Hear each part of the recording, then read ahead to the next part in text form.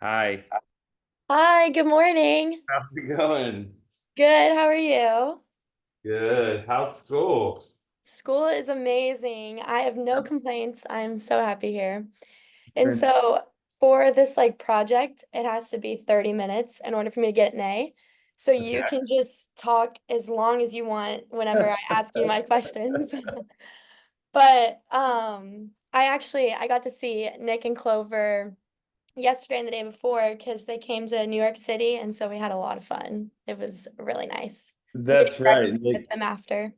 Nick said they had a blast. Like Clover was just in a different world, like looking at her. I started going to I started going to New York when I was in Nashville. I was 24 at the time. Hmm.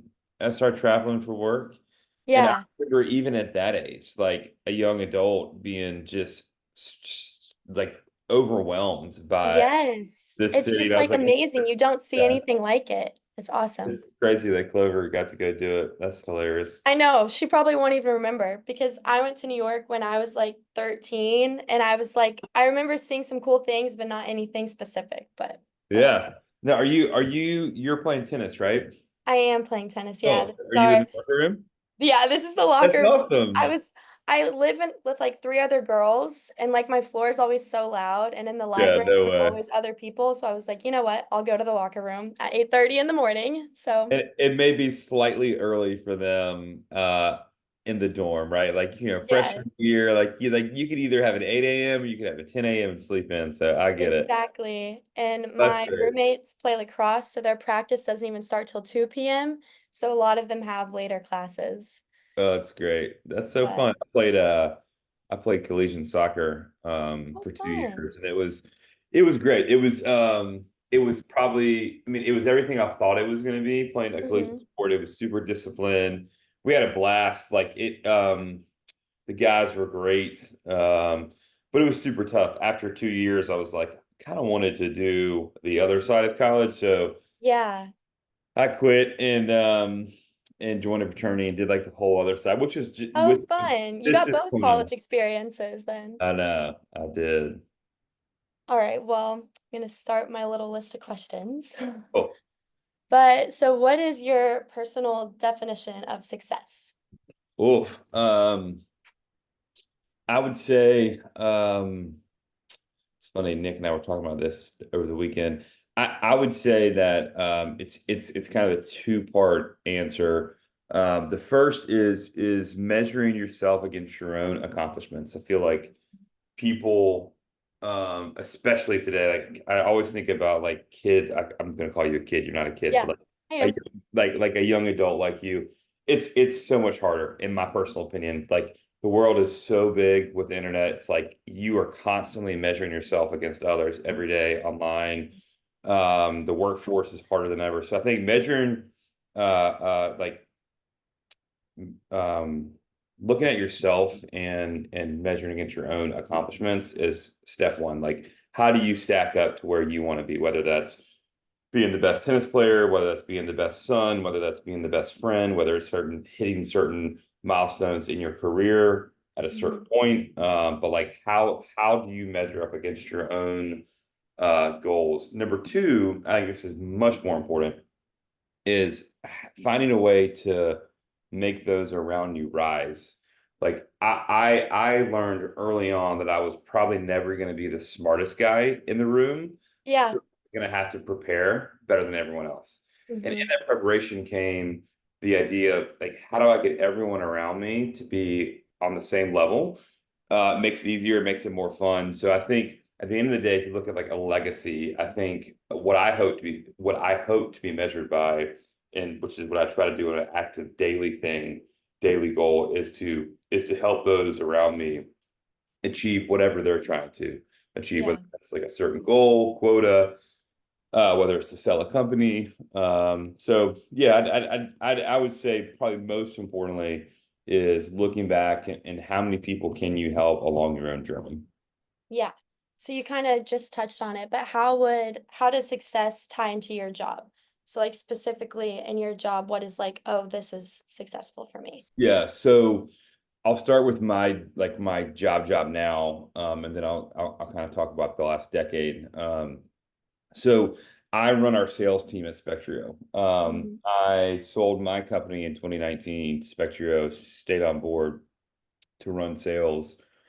And so my day-to-day is very revenue driven. It's we are measured, Nick, myself, my team, we are measured by new revenue sold in any given month, any given quarter, any given year. Our task is to go out and get new business. So it's a new brand, a new franchise, um, whatever the case may be. I would say it is very sales focused. It's quantified by numbers. It's less of the like overall enjoyment of the customer or engagement or quality. It truly is a numbers driven game. I would say the last decade, what I've tried to do is measure myself, um, and like again on the micro level day to day, but also on the larger level, is how do I continue to get to the next level? Like how do I sell a company? How do I get the investors happy to stay with me for the next couple ventures? How do I continually move the ball down the line in a way where I'm doing high quality work, but also hitting specific sales targets? Like I've dabbled in marketing. Most of my accomplishments have been in or around hitting a sales target, hitting a specific number that's going to help the board, it's going to help Yeah, the shareholders, it's going to help my team. So yeah, awesome. Okay, and so what sacrifices have you had to make in order to achieve your success? yeah. I was talking to my dad about this last week, Mhm. and a lot of it is like, so I'm almost 40. Okay. I'm like, my heart's racing, turning almost turning 40, but it is a milestone. So like I'm having these great conversations with my friends, family. Mhm. I have so many amazing mentors that have helped me in the last 15 years. And so this like topic keeps coming up. And I would say that it's a couple things. I would say that like for me, I always wanted to be in a position to stop working at some point, right? Like Yeah. a Mhm. lot of people think that the entrepreneur is will work till he or she dies. And yes, that's true. Like I would always love to have some type of consulting, but the end goal was to always have somewhat of an early retirement. Maybe that's Yeah. 55, maybe that's 60. Who Mhm. knows how the world's going to shake out, right? But like, Yeah. so in doing that, there's a couple of specific things that you'll probably enjoy because you're around the age. But when I first started my first company, I was 22 years old. Wow. I just wrapped Appalachian State where I went to play soccer. Uh, Mhm.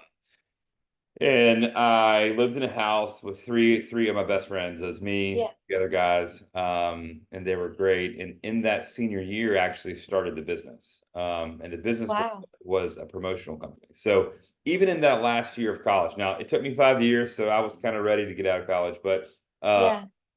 even in that last year, like there were small sacrifices, like not going to the bar on Saturday, not doing, Mhm. and those things now are trivial. But what really stung was when we all graduated and they moved to Telluride, Colorado. And they moved there and they just were ski bums and they lived so happily. Like they were just Yeah. happy as a clam every day, like, doing what a lot of people in that age group did. They had enough money to Yeah. just buy and have beer money and go to the bar and Yeah. skiing. And I was in North Carolina grinding away, trying to get this company off the ground, having no idea Mhm. what I was doing. So that to me, there's a couple of milestones. That is one of them that I will always remember, like it being a Friday night, me and my tiny little apartment. I had a 600 square foot apartment in Boone, North Carolina. Um, Yeah. Terrible. Like it was a wonderful town, but my apartment was terrible. It was like it was just so old and gross, but just sitting at the table that I got from Goodwill, just cranking out this business plan. So that's Yeah. one. Number two is I'd say again over the last like call it 5 to 8 years. It's pretty common to have to work over holidays or the weekends. And again, some of that I don't mind because Yeah. it's like you got to make a decision. I always tell Nick and the team, like you have a decision the first 15 minutes of every day, whether you're going to outwork or be outworked, right? So it's like there's some of that goes with it, but I mean, there's tons of times where I've decided to put not necessarily making money, but helping my career get to the next step ahead of, spending time with family or friends. And I don't regret it. I would say the last couple years, I've shifted focus to find a really good balance into where now it's like I can do a lot of the things I need to do while on the road, while on vacation, Hmm. balancing the time better. But yeah, there's certainly been sacrifices. So overall, would you say that those sacrifices are worth it? Yeah, 100%. I mean, Okay. again, like it goes back to your first question. Your Mhm. questions are fantastic. The way they're flowing in. Okay. By the way, Good. you already got an A in my book. Good. It goes back to your original question, like is it worth it? Have the sacrifices been worth the time, the money, the energy? It Hmm. really goes back to like what you're measuring yourself on. Like for Yeah. me, like I've started and sold three different companies. I've been a part of two other exits, one of which was not good. One was kind of a wash. So like I've seen I've started companies and sold them for a great exit. I've started companies and sold them for nothing. I've been a part of companies that have basically gone under. So I've seen the whole spectrum. For me, it was always like, can I do business the right way? Hmm. Can I create a lifestyle for myself and my family that is comfortable, and but also without losing the integrity? Like the thing I like about what I do now is I get to work with people like Nick Isaacs. I get to work with people like Christian. Like my team we've become so close that like we're all kind of running to the same beat here, and it's exciting because I feel like whatever we do next, we're probably going to do it together. So I would say Yeah. the sacrifices. It's always hard, right? I'm sure if you asked the 22-year-old Jimmy when he was in Boone, Yeah. North Carolina, is it worth it? He'll say, hell no, right? Yeah. The guy who's 26 when he sold his first company, like I would say, hell yeah, right? Like Yeah. it was fantastic. I have more money at 26 than I did than my dad did basically his entire career, right? So like Wow. that was a That's whole nother incredible. like level of acknowledgement, being like, regardless of what happens next, I'm pretty damn lucky, right? Like, Yeah. and I will say this, like whatever people say, like people, I'm obsessed with like these books and podcasts and stuff. And there's some people that have the audacity to say like I don't believe in luck. I don't believe that's such crap. Hmm. Like you got like I'm sorry, but in this life, you have to get lucky sometimes. Yeah, it's true. You do. I don't care. Like you have to be in, whether you seize that luck, whether you act on it, that's a whole different ball game. But like I've been so blessed to be around the right people at the right time. And I look back on it, there were people that helped me. A lot of people say they'll help you with like no strings attached. Typically, Hmm. that's not true. There's always some type of string or some type Yeah. of angle. There were people that straight up helped me with nothing in return, no expectation. Like, That's and awesome. that's rare. It's crazy. So Mhm. yeah. Anywho, And then what challenges have you encountered? hmm, well, I'll start kind of the overall in general challenges, and then I'll give you a couple of examples, which will Okay. be sound bites for your class. Hmm. Um, Overall, I've always been younger Hmm. than most of my peers, definitely my bosses, definitely my colleagues in similar roles. So like that's always played a little bit of played in a disadvantage. There's certain scenarios where it's played to my favor, but for the most part, it's always been like I've always had to prove myself further because I was significantly younger than my peers. I would say another challenge is some people that have been doing what I've done were around this type of leadership, around this type of like environment to where they had the means or had the resources to get a leg up. I love my family, but like that was not the case. Both my Yeah. parents worked. They had very specific roles, middle class family, lovely morals, lovely ethics, but like you know, I hear stories again. I live in Dallas now. Dallas is fantastic, but there's this group of folks I hang with in Dallas that like they had every resource known to man growing up, and that's great for them. And they and a lot of them have worked it and they've like earned where they are today. But just having a different kind of start in the professional Yeah. world was different. Mhm. Specifically, the one specific challenge that which is funny was when the first year my business surpassed $1 million. This was 2010. I was 24 years old. Um, the guy who we rented the property from. So we used to put on these large scale music festivals and concerts all over the country. Okay. Um, the guy we rented the property from was this Western North Carolina. He had tried to be a promoter for years. He tried to do what we did, just for whatever reason, it didn't really work out for him. He wasn't very well Yeah. organized, wasn't that bright, and like kind of tried to cut a bunch of corners. Anywho, one day it came to renew the land. And I'm calling him, and this is back when I don't yeah, we had cell phones, but I was calling him. He didn't pick up, emailed him, he never returned my emails. Finally had to go out to his place of business and I was like, hey man, like I got to what's Yeah. on? Like we have to renew the land, we have to announce the lineup, this and this. Yeah. And he and I walked outside. I'll never forget the conversation. He said, well, you know what? I'm just not going to rent it to you. And he kept going around, like, beating around the bush. And finally, I was like, Kenny, what's the deal? Like, what are you Yeah. talking about? Like, what did I possibly do to you? I paid you on time. I paid you a handsome fee. And he Yeah. basically said, uh, I don't think a kid your age should be making that type of money. And I'm Oh and my like, I gosh. lost my mind. I'm like, what? Like, because the other, like, the community that I was in was completely the other attitude. Like, everyone was trying to help. They were proud of some young kid Yeah. that went to App State and like had this business is flourishing. And he was just a grouchy old man that was like just basically jealous. That So, stinks. so I think like like I mean, I think jealousy will always play a part. I think the other challenges too are more internal, right? Like as you get success, as you get a win, sometimes fear and doubt comes in. Like I struggle with insecurities in my professional role all the time because I don't know. I'm always worried that like, have I helped my team enough? Have I put us in a position to win? So there's like this insecurity and doubt that's always floating around. With Yeah. some of that's healthy, honestly, it kind of pushes you, but there's also struggles that like are completely internal that have nothing Mhm. to do with the outside world that you just have to look yourself in the mirror and be like, am I able to do this? And am I able Yeah. to do it the right way? Yeah. And then right now in my class, basically like the first day we got put into groups of like four, and there's no changing your groups. We just have to like basically make a product and then resell it. So like a lot of discussion in our class has been like, well, like in life, you're basically like gonna be forced to work with a team.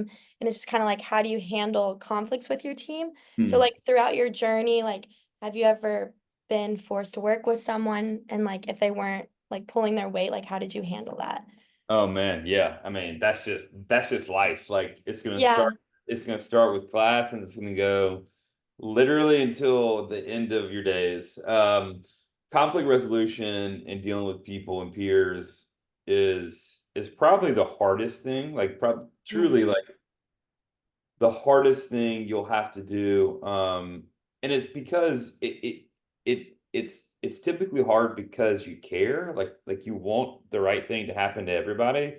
But what I always learned, and what I always tell my team is, it's a pretty simple policy: firm but fair, yeah, firm but fair. And like as someone in a leadership role, like I love Nick Isaacs to death. There's some things that drive me crazy. I'm yeah, like, like Nick, like there's certain things you can't forget. There's things you just yeah, gotta do. And Nick and I mhm, are very similar. So it's like we like so that's a really good example of like I have to change my leadership style with Nick because we're so similar, right? Like yeah, and then I have some people that are completely different than us that are so detail oriented, don't have much charisma that I have to kind of change the leadership. I think answer your question. I think it's super challenging, but I think it's fun. I think it's probably the most rewarding thing once you figure out how to work with people, despite if they let you down.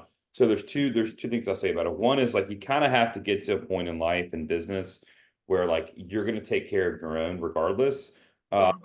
Because I have worked with people. I've I've had bosses, my direct bosses that are completely incompetent, that like Mm. had no business at all running a company.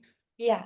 But they were the CEO, they were CFO, the CRO, and I've had to report to them. And that's beyond frustrating because you feel like the one advocate you want to have above you is incompetent. That's not a really good feeling to have. I've Yeah. also had people below me that have underperformed, and I really like them. So you try to train with you try to train them, try to work with them to get them on a point where they can be successful, but that sometimes doesn't work.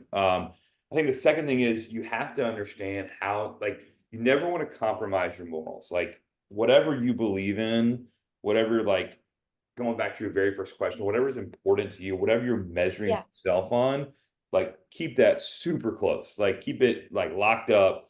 Like, no one's getting through it. However, how you then take that and communicate to others is critical. And what I mean by that is like you have to know how to listen to people, and you need to know how to talk to people, and everyone's different. Like Yeah. there's some people that I know for a matter of fact, like won't buy into my rah rah hype mentality. That's just not their vibe. That's just not their style. Yeah. Like they don't respond well, right? So I have to be more analytical with them.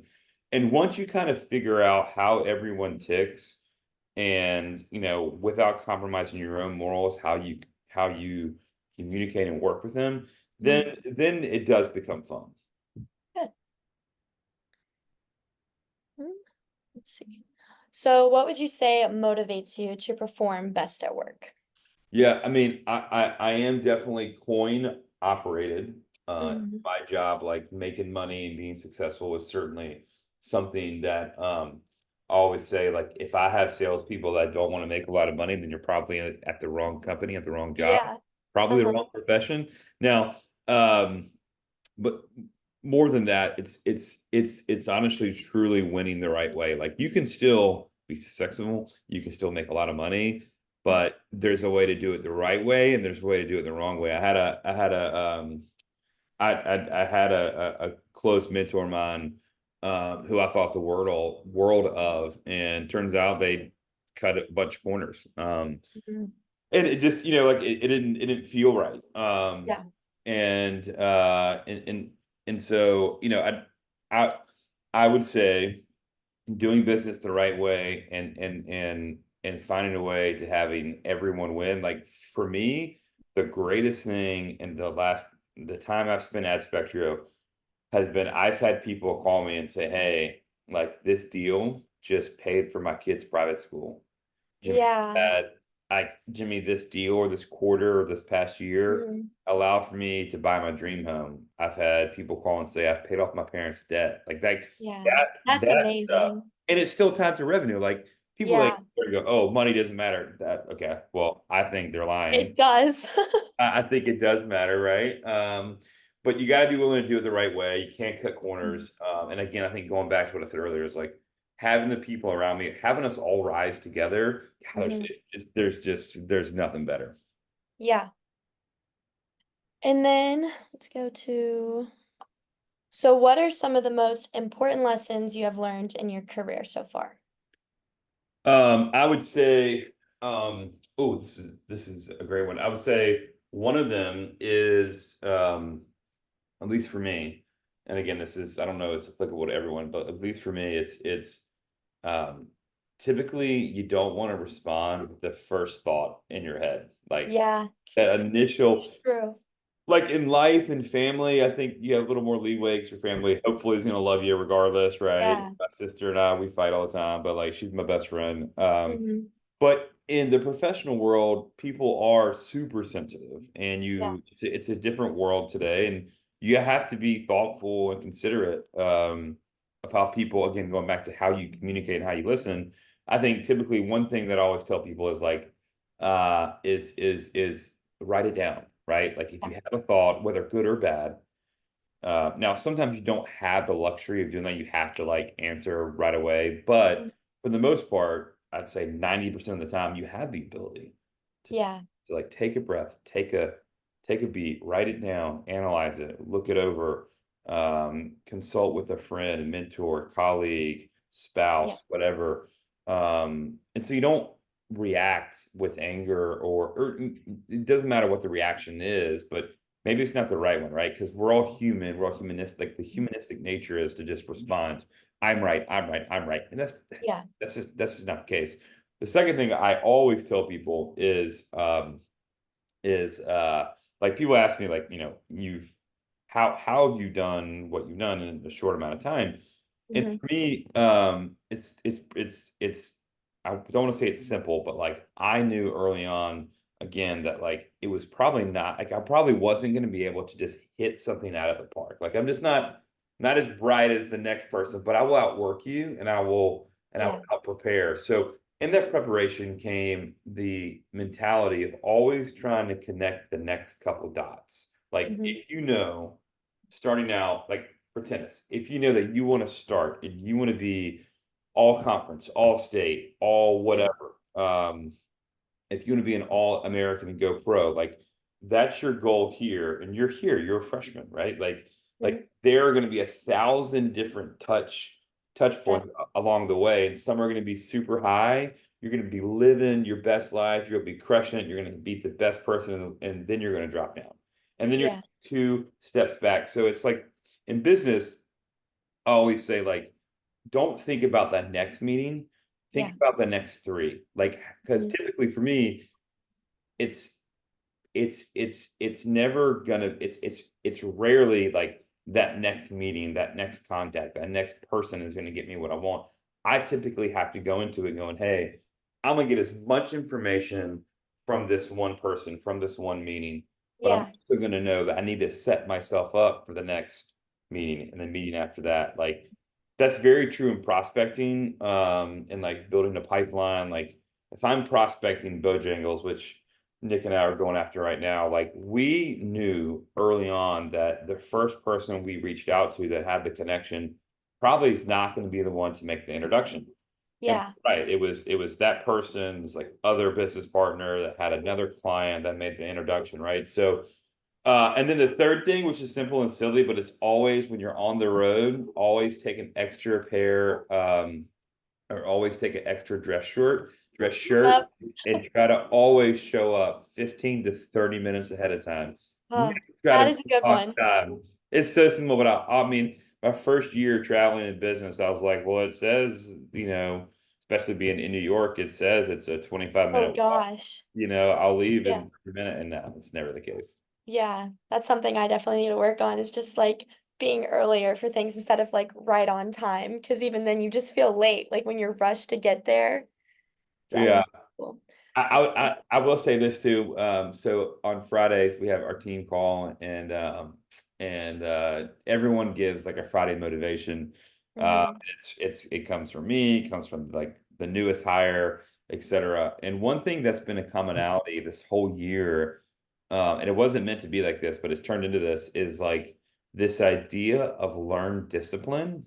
Hmm. What I mean by that is like if there's something that you want to do or something you want to be, or there's something you want to accomplish, like rather than look at that task that task or that accomplishment being singular, look at it more as like a learned discipline that's going to get you there. Because if you do that, then it's like it's so much easier. And what I mean by that, to think about being on time, right? Like my partner, she's always late. Like Yeah.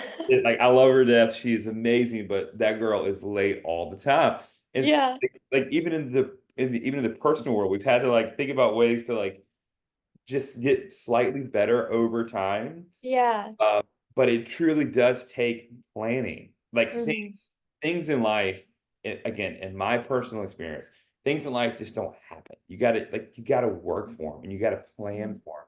You got to prep for them. So if there's something that you want to do or something you want to be in life and in your business, then like plan for it. I think like it took me, I don't know, a year or so to basically go into any meeting being prepared. And I had a discipline. I had my way of doing it. I always Yeah. wanted to be at the actual office at least 15 minutes, if not 30 minutes ahead of time. I had like I kept the same thing in my travel bag. I had like a backup power cord, a backup like a little dongle to like, Yeah, connect everything you internet. need. All those little silly Mhm. things that like the one time I got burned because I didn't have this or I didn't have that, or sometimes this is another example was like I had a meeting one time where this was when I was in Nashville, and I went to the meeting and the person was completely shocked and like basically offended that I didn't bring a hand copy of the presentation. Now I don't print out a bunch of hand copies anymore. I'm not Yeah. old, but like at the same time, I always ask, would you like a hand copy of it? Another Yeah. I was actually doing them last night. I got Nick something really cool, and Mhm. I always write handwritten notes. That's Yeah. what my parents taught me how to do. So for any big business meeting, within 24 hours, I come home and I write a handwritten note, or if my Yeah. team does something very, very well. But like that took discipline. Like it's, like there's always an excuse to not find the time to do something. Yeah. So anywho, yeah. That's all. Do you have time for one more question? Because Yeah, I'm yeah, yeah, yeah, yeah, okay. yeah. So how do you stay current with like industry trends and developments? Because even like you were saying earlier, it's like even my age, just like there's so much social media. So it's like with your job and company, like how do you stay relevant with Yeah, so that's a everything new? yeah, wonderful question. And that like so it's part of me is a little envious of where you are right now. Uh-huh. I truly so like I talk about this all the time. Like I'll have some whiskey and go deep in this topic because Yeah.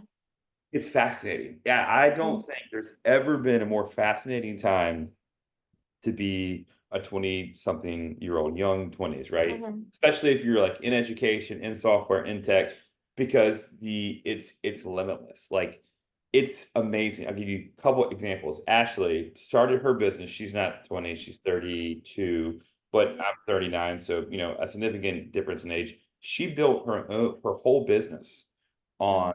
watching YouTube videos. Wow. I missed that. Like I Yeah.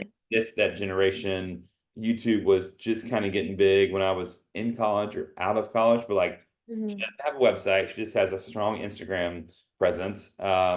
So like that to me again, like I'm like kind of acting like a boomer. Like you don't have a Yeah. website, but like that, yes, you don't have a website. She Yeah. taught herself everything on YouTube. Mhm. So I would say like whatever you do, whatever profession you go in, doesn't matter. Just dive as deep as possible into the technology out there today. Mhm. One thing I do with my team is like from a professional standpoint, LinkedIn's probably the most like Yes. socially driven, like social app slash professional. And there are a lot of really good ones, but like it's free, right? I Like just learned about that this year. We yeah. had to like make an account for LinkedIn. it's it's it's unbelievable. You can connect with anyone for the most part, and there's lots of resources. There's so many free classes and stuff. So I would say whatever you do, whatever profession you go in, like dive into um like what's out there today. I think there's more free information today than there's ever been. Like historically, how you became educated in a certain topic was you had to follow the system, go to college and go to grad school and pay a shit ton of money and Yeah. you're in debt, and then it's like this whole thing, right? That's not the Mhm. case. Like I Yeah. actually do believe in higher education for equal parts social as I do educational, but like you don't have to. Like there's so much information out there that's free today. I would say number two is like this AI is not going anywhere. It's Uh, insane.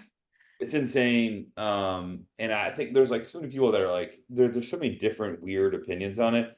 At the very least, I think having being knowledgeable on the topic and how it can Mhm. be applicable to you today is critical because it's Yeah. out there, it's not going away.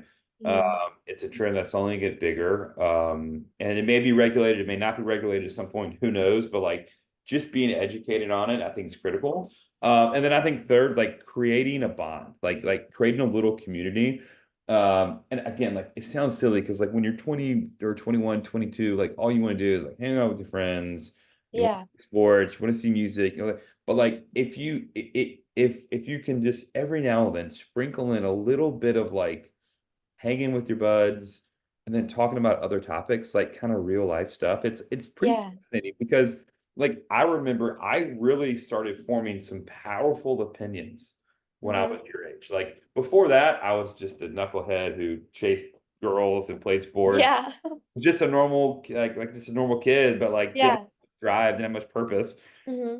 And then I got into college and I played soccer and I got surrounded by a couple of people that were challenging me, pushing me. So I would say the last thing is like try to put yourself in a position where those around you are Hmm. pushing you. It could be pushing you to be on time for tennis. It could be pushing you to call your mom back. Whatever, like it could be Yeah. small, but like whoever's, if you can put yourself around people that are pushing you to be better in some form of Yes. way, I'm Hmm. telling you, like that's like such a life hack that people don't talk about. But like, Hmm. especially if you do it young, then like this crew might like you may stay with them and it may morph. And then like when you're my age, you may have done 10 to 12 years of business with someone that you met, had those Yeah. conversations that had a cup of coffee with, right? Like, and also Hmm. the whole landscape is changing. Like what business is going to look like for you. This is why it's so exciting.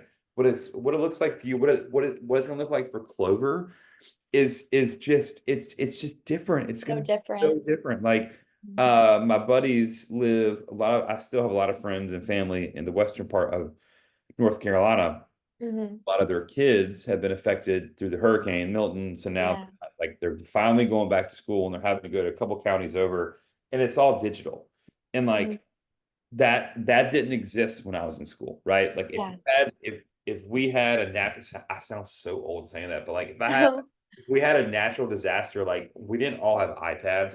Yeah. I'm Even like 99%. COVID, like we were able to do online, like that wouldn't have been able to happen. Totally. So I don't know. It's just fascinating. I would say try to I guess I will end with this. Always try to embrace the unknown Hmm. because it's scary as hell, but it can be really fun. Like it can be Yes. really fun learning, like signing up for a class that you have no idea, but you're slightly interested, or talking to Hmm. someone about something that you like might be a little different, but like has a shared opinion. Like that stuff, that's what makes you grow. Like just try to embrace the unknown as much as possible. Well, thank you so much. I really Yeah. appreciate it. This is awesome. And I love talking to you. So thank you. Yeah, of course. Have a I'm great gonna day. go get breakfast with Nick and Clover now. Nice. Awesome. All All right. right, Talk to bye. you Have a later. good day. Bye-bye.